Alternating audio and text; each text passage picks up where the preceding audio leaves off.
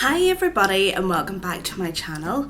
Today I'm going to do a little bit of a tip for you. Now I might be teaching you all how to suck eggs, but it's something I've just realised recently. Basically, whenever I put my foundation on, I always use 2 pumps in the back of my hand, dot it all over my face and then buff it in with a brush.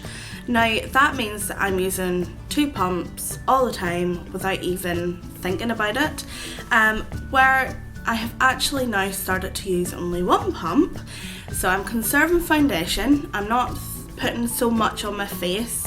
I'm not obviously wasting it getting soaked into a brush, and I was noticing that whenever I was washing my brushes that there was so much foundation in them that it was ridiculous.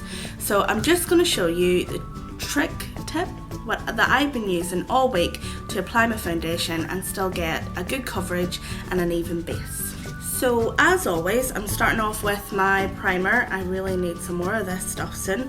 It's the Nivea Express Hydration Primer, and I had a few drinks last night, as I usually do on a Saturday night, so my skin will probably drink this up like nobody's business.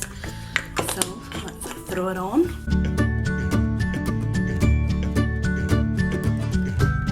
So that's the primer on, and once that's done, you take your foundation, obviously, as you would.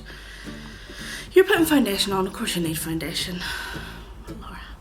Anyway, I'm using my Last and Finish 25-hour Nude from Rimmel, and I'm doing 1 pump. In fact, that wasn't even a full press down. If I need to add more, I'll add more, but I hope I won't. And I'm taking this, is it an angled kabuki type brush, and I am going to dip that straight in just a little, and then I'm going to start stippling on my cheeks. So that's where I usually start. So once it's stippled on, I then kind of buff it out.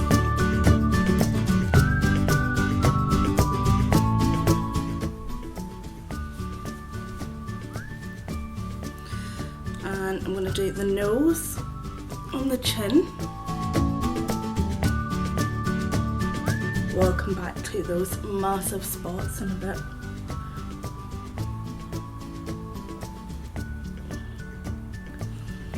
I'm going back in for the forehead. This probably isn't the best brush for this, but it'll do. So now we're going back in and kind of touching up any areas that need a bit more coverage. And I'm just stippling this time because I've already blended and buffed in.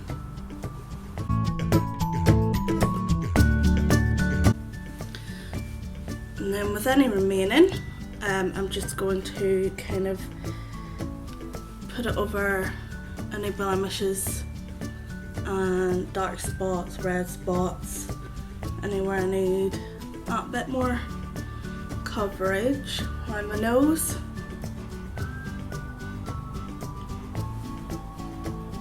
There. I'm going to let it sit for a minute, and then I'm just going to kind of push it in.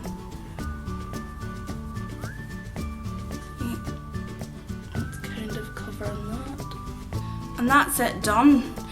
So obviously I would go in with some concealer under my eyes and on any blemishes that are still noticeable, but I do think that that gives a pretty even coverage. Just going to go grab some concealer.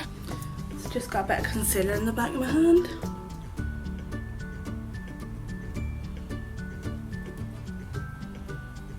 Just tapping that under my eye. I'm not doing anything crazy, highlight it or anything like that. Just for a bit of lift. You can see my eyes are very red at the moment, which is annoying. And I'm just going to add a wee bit more concealer on any red spots that are particularly pronounced, like this bad boy right there. So annoying.